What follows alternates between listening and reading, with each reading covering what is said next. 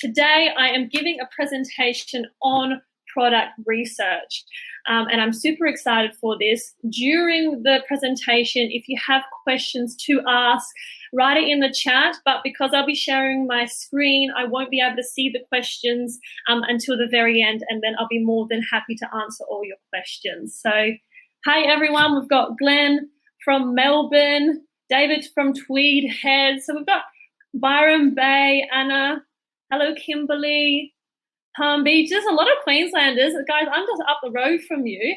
I also want to know who was on our ZonGuru virtual live event last week, where it was all Australia, Australia being the fastest growing marketplace of Amazon right now in the world. So if you attended that event, if you even watched a replay, let me know what your thoughts were. Did you enjoy yourself? Did you get value out of it? I'd love to hear your feedback from that as well. Stefan, howdy. Annie, Robin, awesome to have all of you guys on board. So I'm going to start with the training. So I am going to share my screen now. So give me 2 moments to get it organized. Glenn attended, awesome. How'd you find it? Anna, super interesting. David, great event. That's so good to hear. Like, obviously the feedback that we get from you guys is so important. And, going forward into our next event, we, always strive to make it better. Giving you guys as much value as possible, because that's really what we're all about. So such a great opportunity to be launching at this time. Yeah, for sure. Australia is super, super exciting place to be right now. Yeah, that's awesome, guys. All right, I'm going to share my screen now. So today, my presentation, this live training is, what exactly am I looking for? What are you looking for? A guide to product research.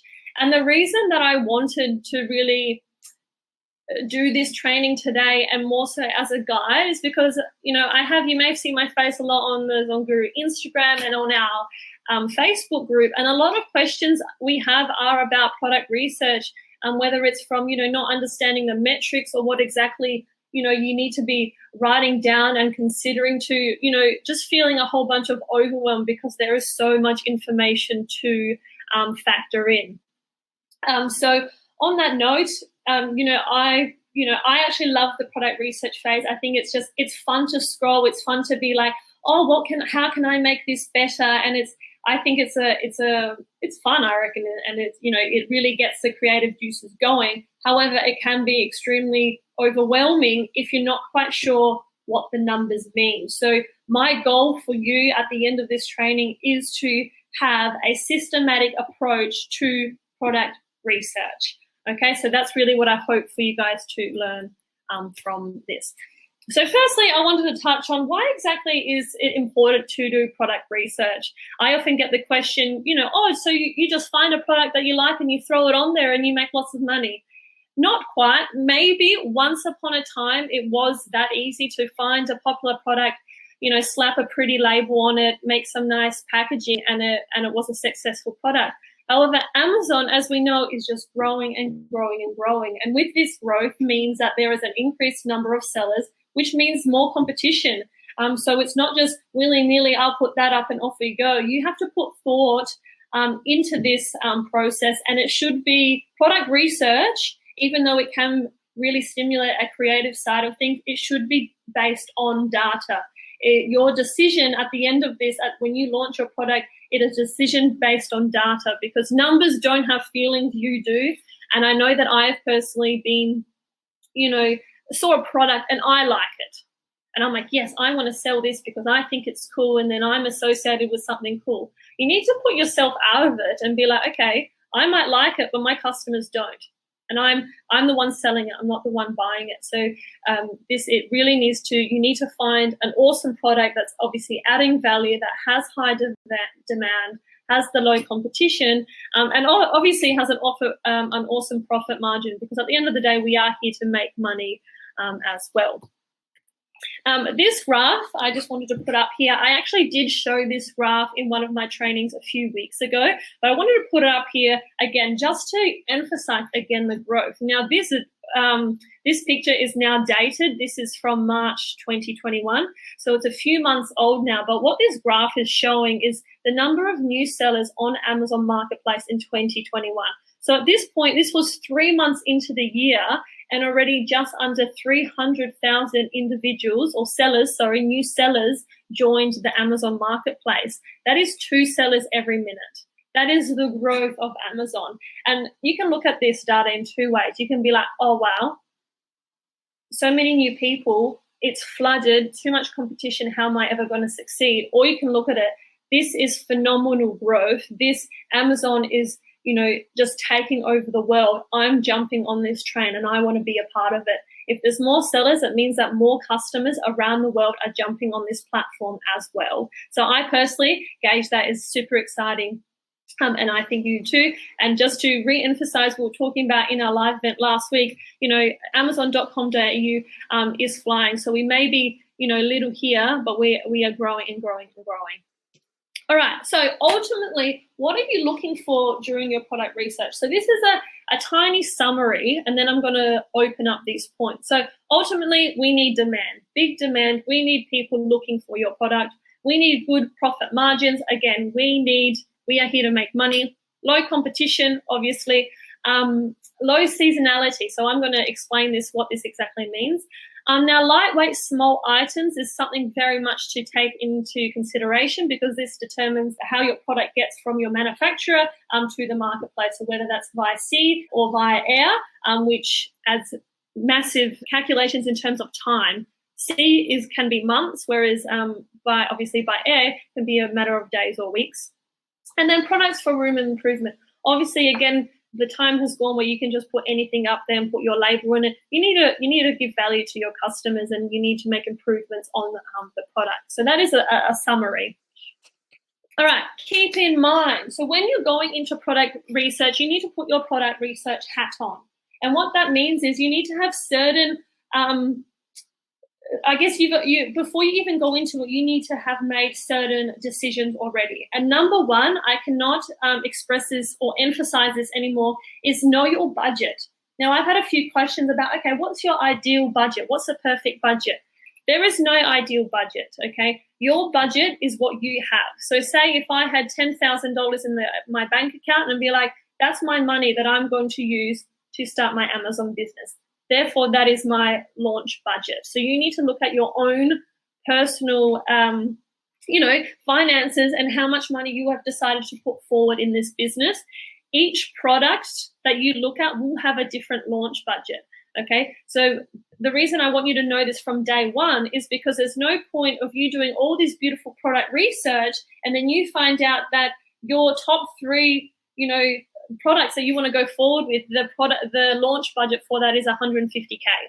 You can't do that. That's not, so you've already eliminated a bunch of products that you don't need to waste time for looking and analyzing the numbers because it's outside of your scope of what you can do right now. So budget is number one. Number two, when you're looking for products, if you can find it easy on Alibaba, that means so can everyone else. So if I want to sell this pen, I've done my research and I was like, this is my product. I want to sell this pen. I go on Alibaba and there's about 10 manufacturers selling this pen. It's a no-go because I know that as soon as someone finds out that this is a popular product, they can go straight onto Alibaba and then the whole and obviously copy your listing, saturate the market, and then it doesn't work very well. So that's something to keep in mind. Thirdly, if the average seller on page one is doing over 6 figures, then this is likely a very competitive category. Okay, so competition is great, but it depends on your launch budget to if you can actually compete with them. Consider emerging marketplaces. This is probably my favorite point. So the above one, if I find an awesome product and this brand is killing it, this product is killing it, however, I'm looking at it in the US and I'm like, look, this is too competitive. I can't go into it. I'm like, hang on a second. What is this product doing in Australia? And can I use this data? Can it be replicated in the Australian marketplace? So that is probably my favorite tool or thought to have during this process because I'm like, hang on a second, success leaves clues. You don't need to reinvent the wheel. You just need to take the steps behind those that have already succeeded in front of you. So I love that one. All right, there is no perfect product. No perfect product whatsoever. Each niche is different. Each product, each niche will have its challenges, okay? This is not a walk in the park by no means, but don't get caught up, oh, I haven't found the perfect product, because there's no such thing. Schedule your focus research time. So this is when, things that you can do to make sure that you prevent overwhelm. Number one, schedule it in. Because I am going to give you a systematic approach that you can do this training in, you'll be able to, that, okay, for this hour, I'm doing this and I'm looking at these numbers. So it's scheduled in. It's just an hour of power is what we call it in our household. Hour of power, phone away, blinds down, you're just looking at your screen, and then after you can go away and do, go on with life. Avoid analysis paralysis. This was a barrier for me, and I have learned to overcome it. Set a date. So you've got your scheduled research times. You complete it every day. Give yourself 2 weeks. Okay, in the next 2 weeks, I'm doing an hour of scheduled research, and then bam, at the end of those 2 weeks, I'm going to, find my top 5, and I'm going to order those samples. That's how you need to go. Otherwise, you can do product research for the rest of your life, looking for a perfect product that does not exist. And another one is take notice of pain points in your daily life. So if you're in the kitchen and you're struggling with something, you're like, damn, I wish there was something that could help me with, this particular task. I wonder if there's a product. And then that means, like, what if you created that product to make that your life easier? So keeping at the front of your mind, this is what you're thinking as soon as that product research hat comes on. All right, so now we're going into a few generalizations in terms of products to avoid, and then the next slide will be products to include. So this is, when I say these points, it doesn't mean that you can never do those. These are just my suggestions in terms of if this is your first time launching a product, this is the things that I would be looking at avoiding, because launching a product on Amazon, you're learning so much. There are a lot of challenges with that. These are just extra challenges that you don't need at this point, okay? So first one, fashionable items. So I'm talking about like clothing, I'm talking about shoes. And the reason being is, if I want to buy some, running shorts, bike shorts, straight away, I'm like, if I go into Amazon, if I see some black shorts, I'm like, oh yeah, right next door, there's Nike shorts. I'm straight away, I know what Nike is. I know that it's good quality. It doesn't matter if the listing is poor, if there's no reviews, they haven't utilized the Amazon platform. The fact that I know the Nike brand, I'm going to click on that because I know Nike. It doesn't matter if the product next door has a beautiful listing. I don't know who they are. So I'm going to have the one with the branding. So it's something to consider. Also, lots of returns. Obviously, clothing, different sizes, it may not fit, things like that. So it's definitely something to consider that can cause, issues and challenges. Electronics, basically, a lot of things can break. Therefore, a lot of returns. Supplements or anything that is consumed just requires extra certification. So it's, again, an extra hurdle or barrier that you need to consider. And seasonal products, I previously touched on it before, but basically seasonal products can be extremely successful, but for your first product, maybe not. And the reason being is that timing matters, and you need to know exactly what you're doing. When do your products arrive? How many will you have, etc. So, for example, if you're selling at Christmas, you need to have all that stock before Christmas, and you need to make sure that you have enough to last the Christmas season and be gone by the end of it. Because if your stock comes too late and then it doesn't sell out, then you're holding this Christmas stock for a whole year, paying all those Amazon storage fees until the next one. So, again, things to consider. And for your first product, I would just avoid. And those are the things that you can tackle in your next product launch. All right, so now that we've talked about the things that I want you to not look at, types of product that we do want to look at. So 3 main ideas that I want you to think about. Number 1, can the product be made different? So when you're scrolling on Amazon, if I'm using drink bottles for an example, oh, look, they're all blue drink bottles. I can make a beautiful patterned one with a different shaped lid. Remember, Amazon is a visual platform, and if you're visually different and people like it, you will get that first click. And then in your listing, in terms of information about your product, you can write down, maybe that it turns into a torch. But if your difference isn't shown by the image, then people aren't going to click on it if it doesn't stand out. So it needs to be made different. So always when you're looking for a product, you're thinking, how can I make my product look different on an Amazon page so I get the first click? Number 2, poor competitive listing. So also always looking at what your competition is doing. If you found a niche that has potential and you see that your competition is being quite successful, however, they may not particularly be Amazon sellers, or maybe just not good Amazon sellers, and you're like, look, their images are poor, they're not utilizing keywords, you're like, I can make a better listing than this. So that's something to consider. And niche potential, again, this is my favorite. Something I found in the US, hang on a second, can this be successful in the Australian marketplace, in the UK marketplace? So that is my favorite point. If you go away with anything from this, I would be using USA as a projection into the future. Obviously, other research needs to be made in your country or in the marketplace that you want to sell in as well, because something that is popular in the US may not resonate with Australians, for example. So it's something that you do need to take into consideration. But generally speaking, it's an awesome way to start as well. All right, so I know that all of you asked, what numbers am I looking for, Veronica? It doesn't matter if you're thinking looking pretty and the products look great and everything. What numbers am I actually looking for? And I'm particularly talking about the ZonGuru Chrome extension, or really when you're using any of the tools when they show you the data. So here I've actually divided in a few different marketplaces. And this is firstly, again, emphasizing the fact that our different marketplaces need to be treated differently. So the metrics that we use in the US marketplace do not translate over to Australia and the UK.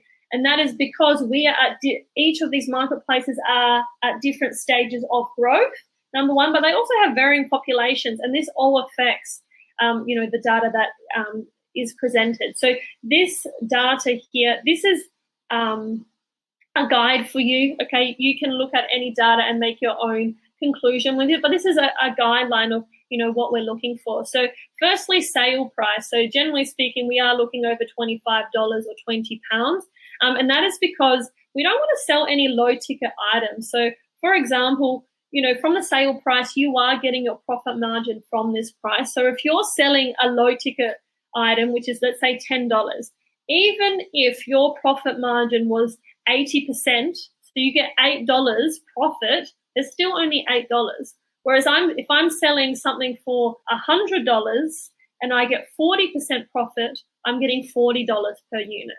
So that is the difference between a low ticket product and a high ticket product. We want to go over $25 because we want room for our profit margin to actually grow and for us to make money. But we also need to consider that in this price, we're paying for COGS, we're paying for PPCs, the Amazon fees. There are a lot of things that we need to consider in this outside of what's left over at the end.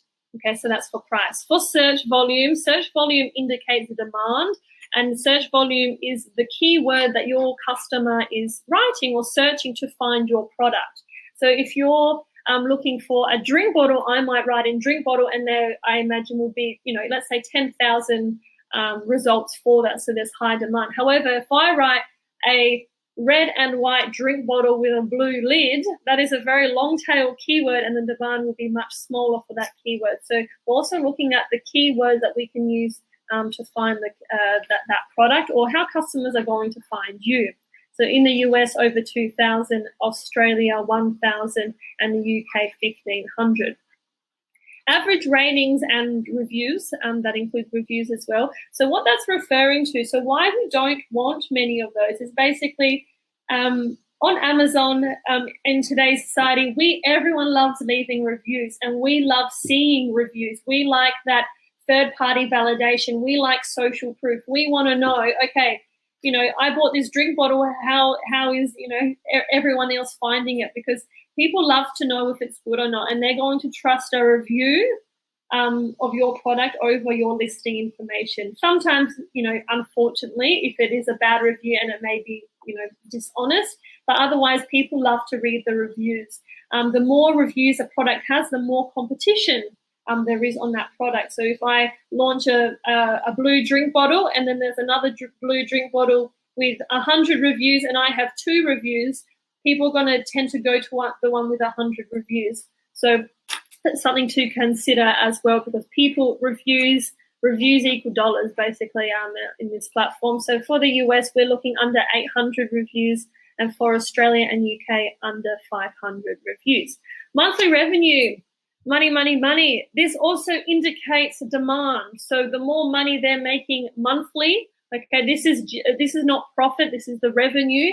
The more people are buying, obviously. So we want to make sure that people are buying these products, so there are reviews. So again, this is just, if you want a monthly revenue when you're searching to be greater, then going greater, but this is what we've written as a guideline. So for the US, over 10,000, UK and Australia over 5,000, and the niche score. So the niche score is what we'll be looking at in a moment. For both, basically over 50% is what we're ideally looking for. So I hope this graph is a clear way for you guys to be able to, when you're using the Chrome extension, to be like, look, okay, this is the numbers that I'm looking for. And you can vary by a quick glance, even just with the niche score, having a look at our rainbow. If it's 30%, move on. There's no need to even look at the other numbers.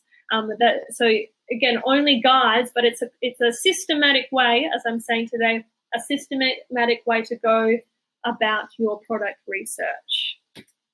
All right, so as I promised, a systematic way. So many of you may have already seen this. This is our product opportunity identifier, or just basically a spreadsheet for your product research. So I would highly, highly suggest, even if you don't use this particular one, to have some form of a spreadsheet that says the data. We are looking at numbers, okay?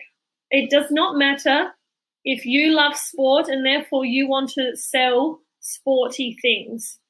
Does not matter. If the numbers do not indicate that this is a profitable business, you need to move on. So again, numbers don't have feelings, you do, and this is a perfect way to visually represent the data. And again, I truly believe that, when everything is organized, then there's no room for overwhelm, because everything is there for you. So having it organized and using a structure like this, I think, is the number one thing. I don't know how people do product research any other way, to be completely honest. This is how it should be. So on that note, I'm going to just stop the presentation and I'm going to open up the spreadsheet. So this is the spreadsheet. Okay, and as you can see, if you have used it before or are using it, I hope you are, and if you aren't, get onto it after this presentation. I can give you the details. So firstly, this one that we have here is actually even color-coded, so all the settings are there for you. So green meets the criteria, orange may require some review, and red may indicate that there is a better product out there. I just want to add to this that these settings are based on the USA settings in terms of the metrics that we spoke about earlier. So you might put if you're looking in the Australian marketplace, disregard for the colors, because obviously Australian numbers are lower, therefore they might show red on this. So I'm just letting you know that this particular sheet is for the US marketplace. Okay, just making sure everything's okay. All right, so what this is, so it's very everything is set out in a way that is very easy for you to follow. So when you're doing your hour of power, you're like, right, I'm doing 5 products. I'm going to complete step 1 for 5 products. So as you can see here, step 1 is using the Chrome extensions. Now, if you're not a ZonGuru user, this is what I'm referring to. I'm referring the tools within our ZonGuru software. So I've got step 1, the Chrome extension, step 2, Sales Spy, step 3, Keywords on Fire, step 4, Estimated Costings, and step 5, Love Hate. So this is a lot of information, but at the end, you will see clearly, and it's visually represented by the colors as well, if a product is, yes, go ahead, do more research. It's we could, possibly start thinking about ordering a sample. This is what this is for, okay? And what we also have on the we have a checklist at the end, is that you have all your products, so you can do as many products as you like, but here, it answers all the relevant questions. So if you have several products that you want to compare side by side, and you see that one is completely red, obviously is going to eliminate that. It doesn't matter if it's your favorite product. If it's your favorite product, you buy it for yourself and move on. You're not going to be selling it. So that's what this is, a true systematic approach to finding a product on Amazon. So highly recommend that. Now, on that note, I'm going to go back. Actually, I'm going to go back to our presentation and see how questions are going. Everyone's still there with me.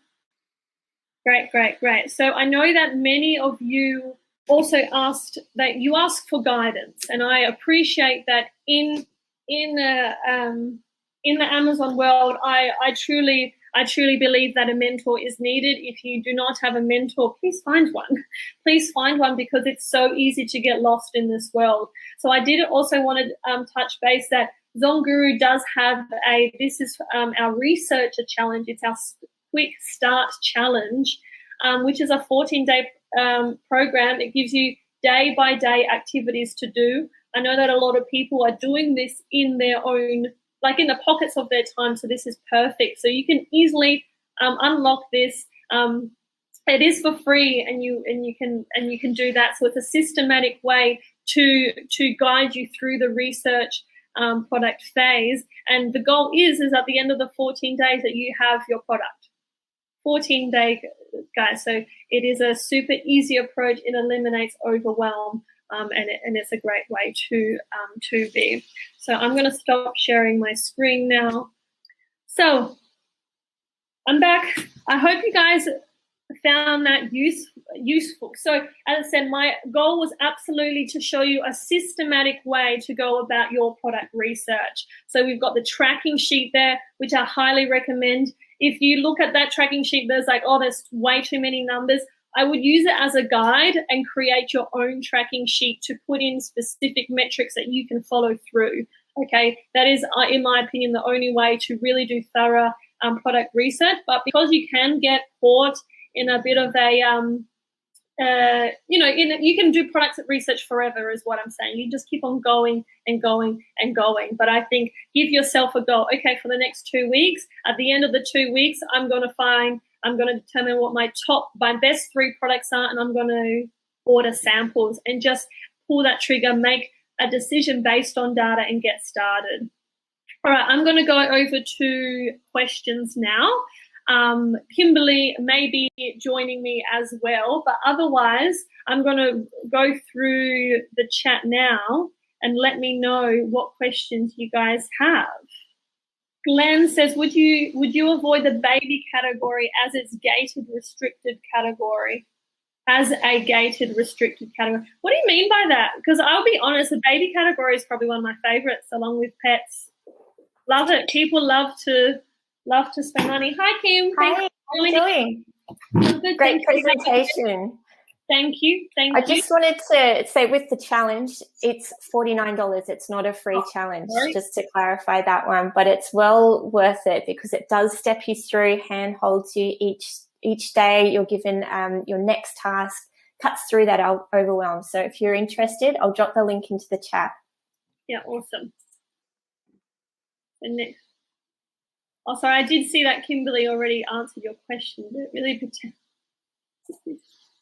okay. So is that about the gated categories? Because that's an excellent point. So certain categories, Amazon asks you to jump through some extra hoops. And it's basically for things, your supplements, babies, any kids' toys, anything that has, if you've got batteries or something like that.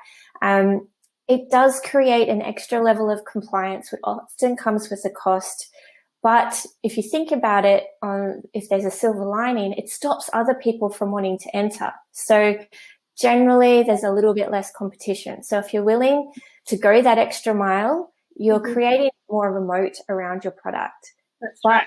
You know, it does take that extra work. So it depends on the seller and how they feel about conquering that. And of course, every country is going to have different requirements.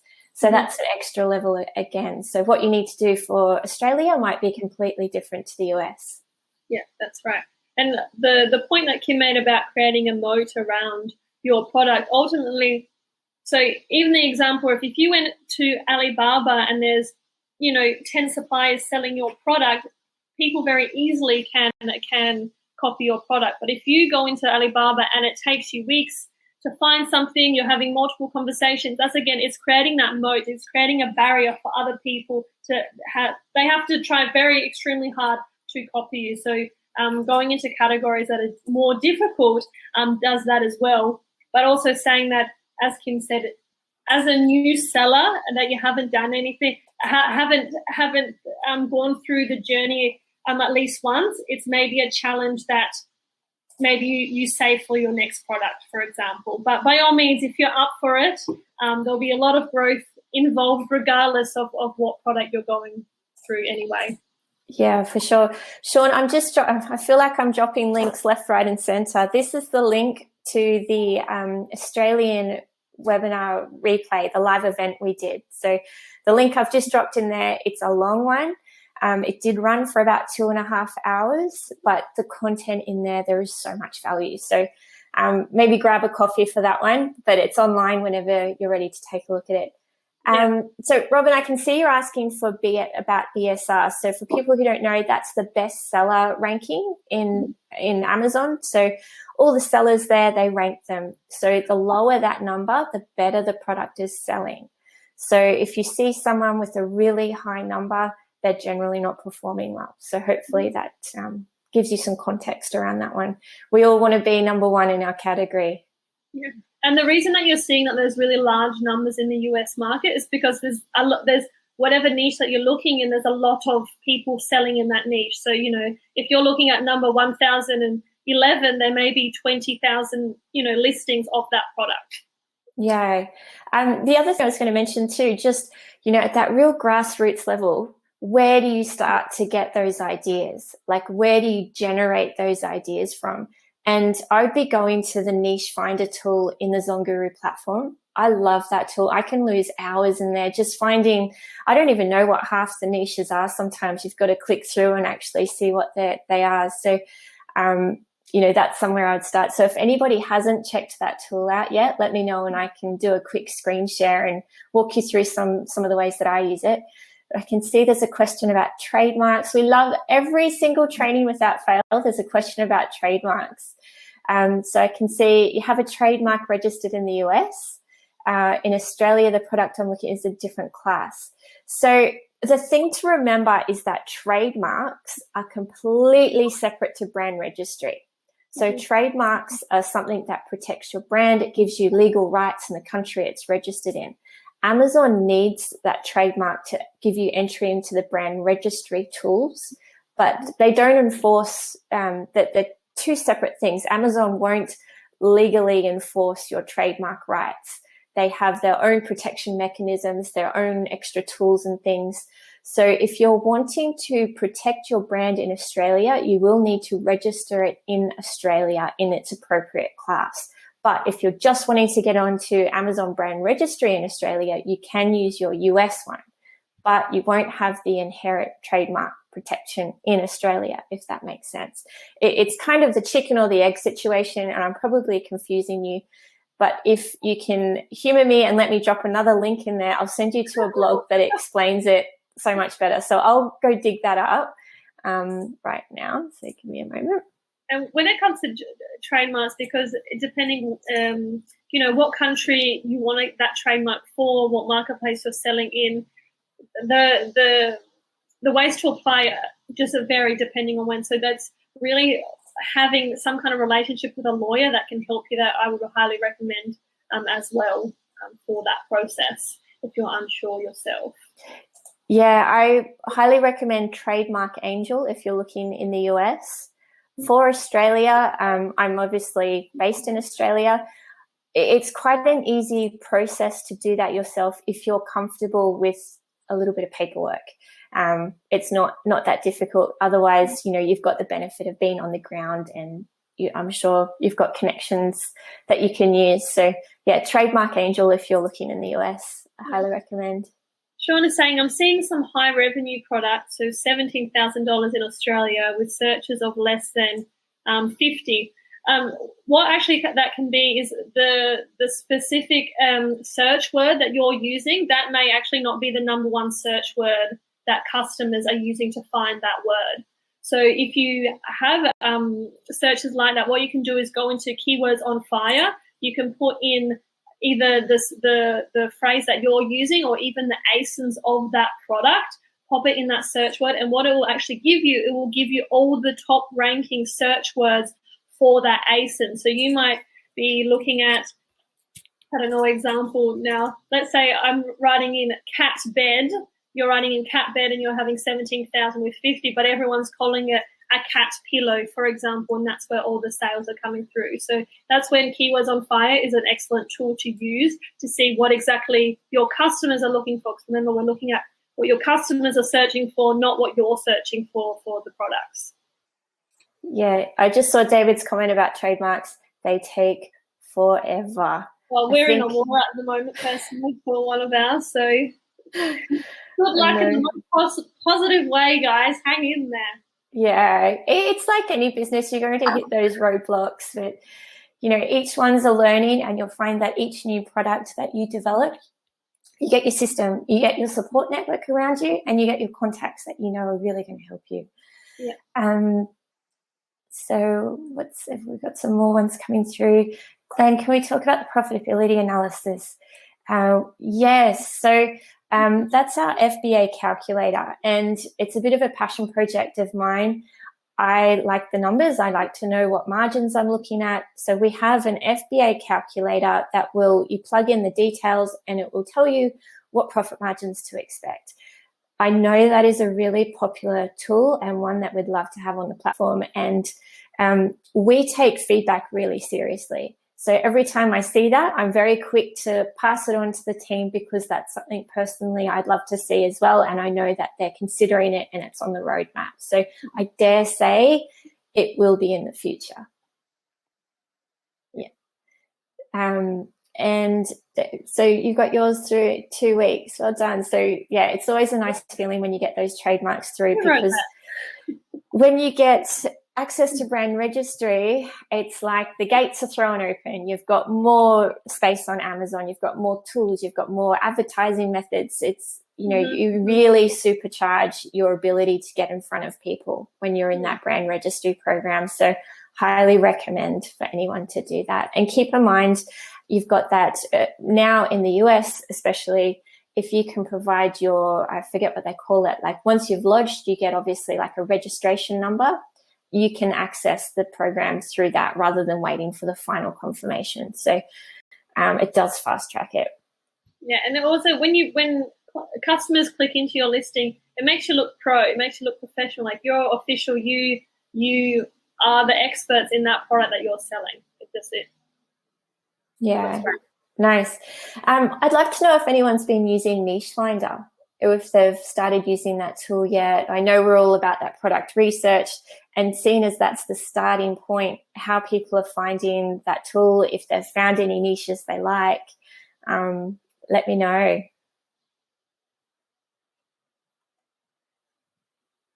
What would be your favorite niche or category to search into? My favorites, I've got a couple. I fall into that trap, and you mentioned it before. I like to sell things I personally like, which is not ideal.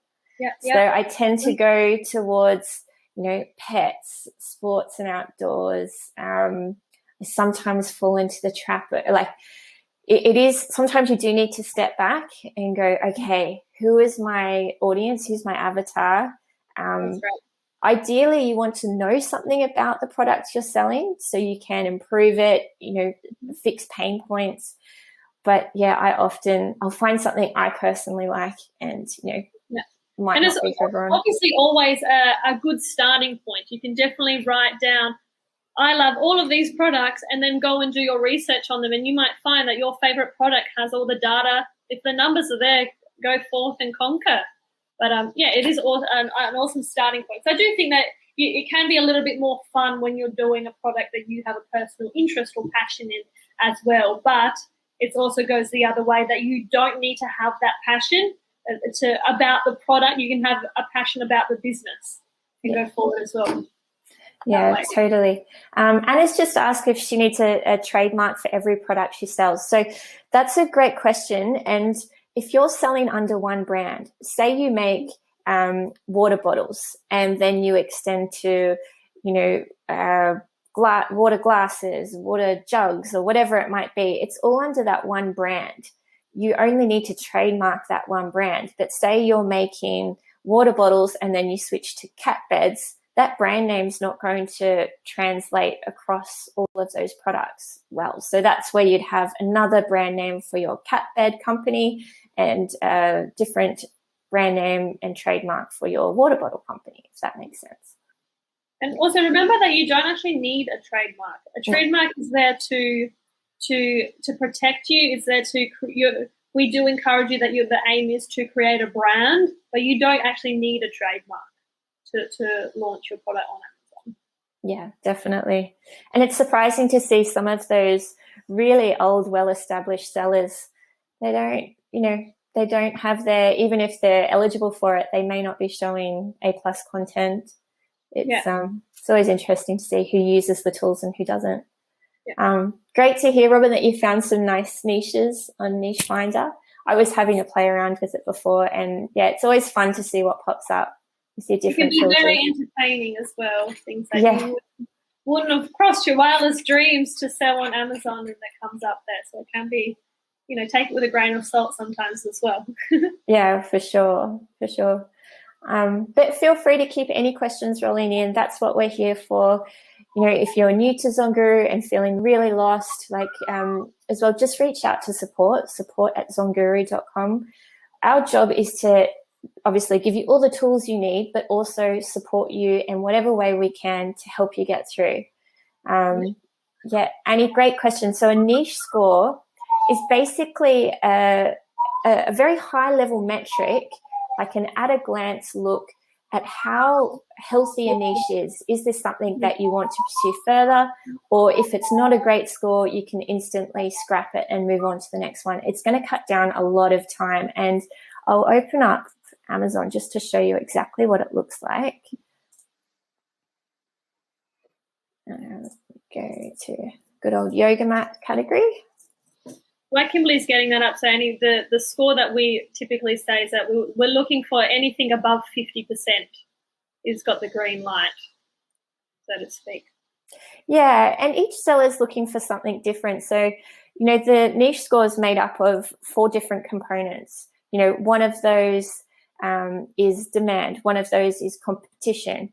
If you're an experienced seller, you might not be so bothered by a little bit of competition. You might have the budget behind you, the know-how to really cut through the noise. Whereas if you're just starting out, maybe competition is really important to you. So that's part of the rainbow that you'll focus on more. Or maybe you're starting with a really low launch budget, then that's something you'd look for. So each person's going to have, different things that appeal to them. So it's just taking a little while because I have so many screens open. So I'll let that load and then I'll share. And something to consider as well is in the emerging marketplaces.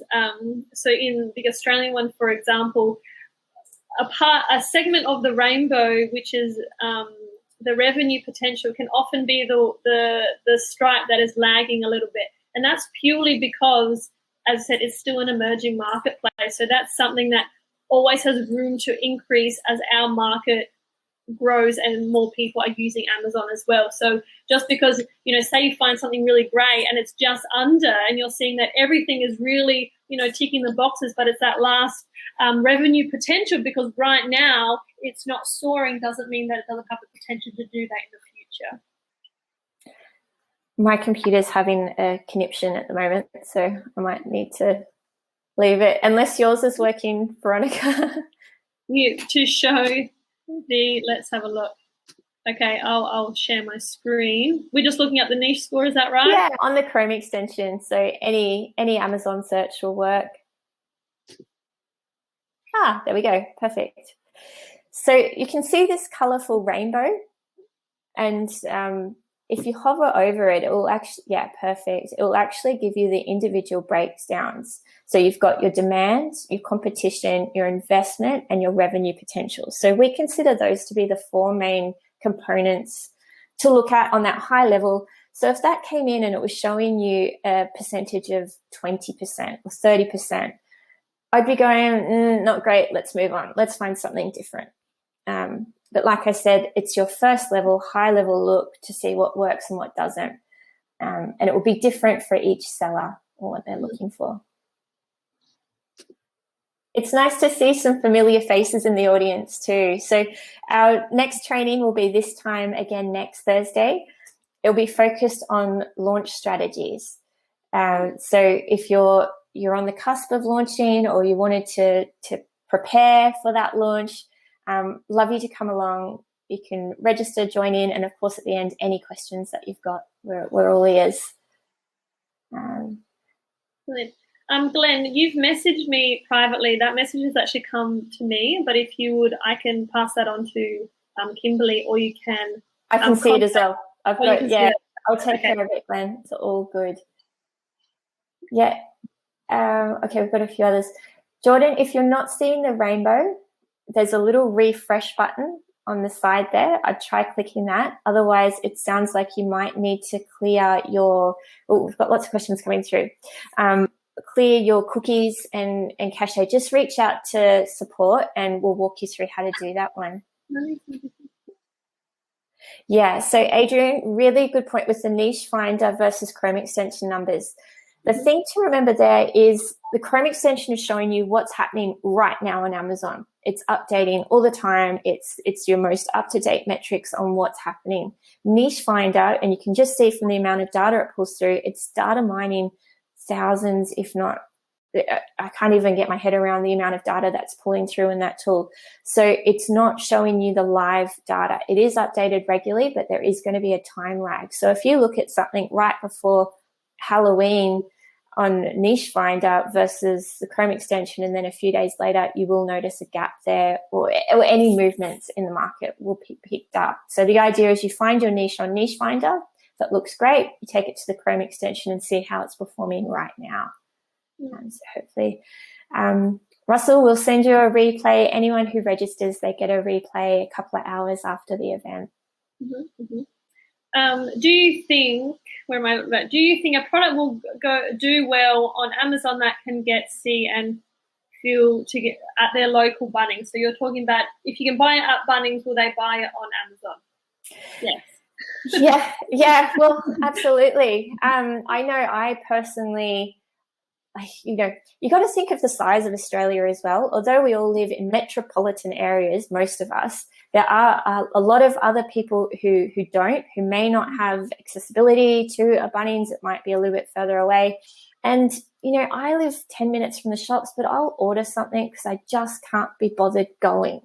I'm trying to think of the last things I ordered, and they're just, I brought a blanket for my bed. I could easily have gone down to the shops to buy it, but I chose to order it online because I didn't want the hassle of having to go pick it up, carry it back. And I get to price shop. I get that validation. So yeah, I wouldn't let that stop you from selling a product that you can easily buy in a bricks and mortar store, because people are moving towards that online platform. E-commerce has had a massive growth in the last couple of years, and it's not slowing down.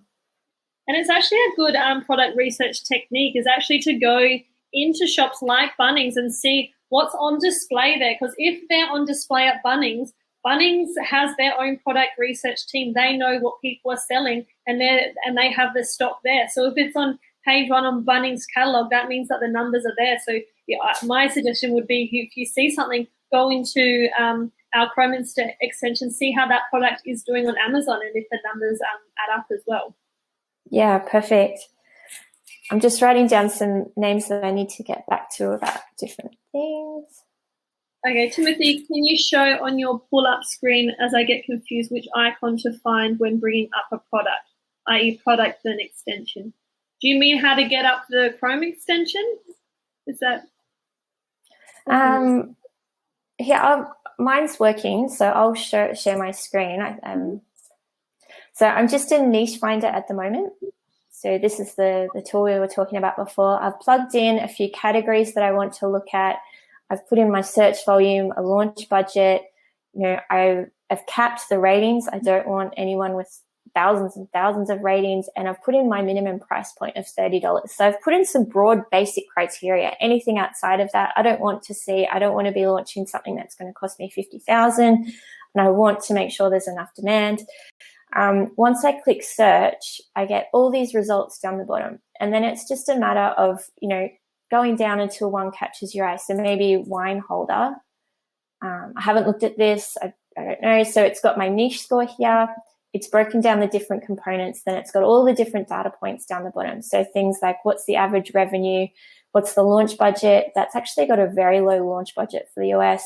The average ratings is quite low too for the US. So I'm seeing lots of ticks already, and it's taking me about 30 seconds.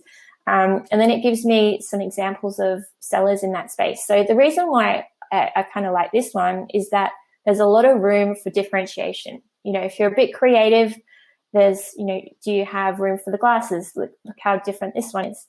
That's one that maybe I would want to favorite, which I could star here.